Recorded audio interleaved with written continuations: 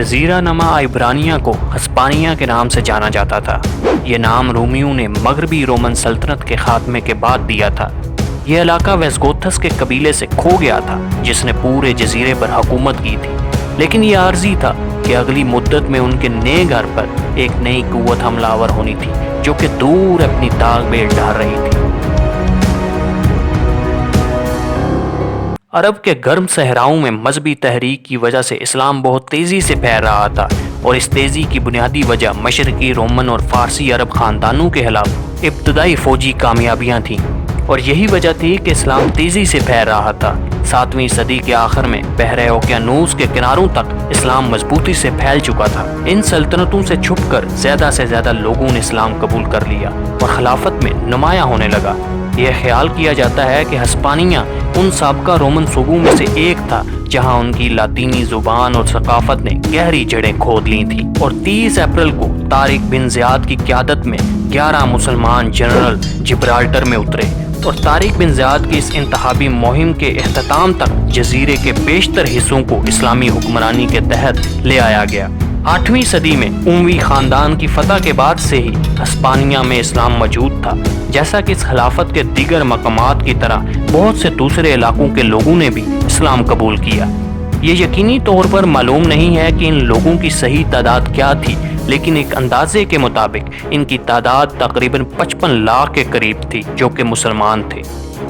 یہاں تک کہ اگلی صدیوں میں اموی خاندان کی حکومت ٹوٹ گئی، لیکن جزیرے پر موجود باقی مسلمان خاندانوں کے پاس ہی ہسپانیہ کے بیشتر حصوں کا کنٹرول رہا، اور پرتگالی حصے کے مقابلے ہسپانوی حصے میں مسلم اکثریت زیادہ تھی۔ لیکن اگلی چند صدیوں میں عیسائیوں نے ہسپانیہ کے شمال سے ہجرت کر کے مسلم اکثریت علاقوں میں بسنا شروع کر دیا، اور اس عمل سے مسلمان آبادی میں کمی آنا شروع ہو گئی۔ 15ویں صدی کے آخر میں گرناڈا جو کہ مسلم اکثریت کا گڑھ تھا وہ فتح کر لیا گیا، اور پرتگالی اور ہسپانوی اس مہم کو ریکنکیسٹا کا نام دیتے ہیں، اور اسی مہم کے اختتام پذیر پر گرناڈا فتح کر لیا گیا، اور ہسپانیہ میں مسلم آبادی کا تخمینہ تقریباً 50 لاکھ تھا جو کہ اسپین کی آخری آزاد مسلم ریاست گرناڈا میں مقیم تھے، جو کہ 1492 میں کاسٹیل کے تاج تلے فتح ہوا۔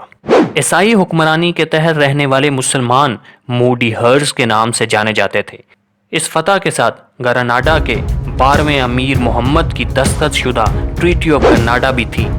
معاہدہ گرناڈا جس کے مطابق ہسپانوی حکمرانوں کی طرف سے تمام مسلمان رعیہ کو اپنی زبان، مذہب، مکاتب فکر اور قوانین کا مستقل استعمال کرنے کی اجازت تھی، لیکن 1492 کے آخر میں بادشاہوں نے آزادی کا خاتمہ کرنا شروع کر دیا۔ اس کا آغاز الحمبرا کے حکم نامے سے ہوا جس میں سلطنت کاسٹیل اور اراگون اور ان علاقوں سے یہودیوں کی مشق کرنے والوں کو ملک بدر کرنے کا حکم دے دیا گیا۔ یہ تب جاری ہوا جب آرک بشپ ٹالویرا کی جگہ کارڈینل سیزنیروس نے لے لی تھی، اور یہاں تک کہ انہوں نے فوری طور پر بڑے پیمانے پر عیسائیت میں مذہب تبدیل کرنے کے لیے ایک مہم چلائی۔ نیز ہزاروں عربی کتابیں 15ویں صدی کے آخر میں جلا دی گئیں، اور 1499 میں مترا نے الفاورس کی پہلی سرکشی کو ناکام بنا دیا، اور پھر بادشاہ فرڈیننڈ اور ملکہ اسبیلا سے لکھوا کر یہ وعدہ لیا گیا کہ وہ کتابوں کو جلائیں گے نہیں، اور ہم تمام عربی کتابوں کو ان کے حوالے کر دیں گے۔ لیکن تمام عربی کتابیں جلا دی گئیں،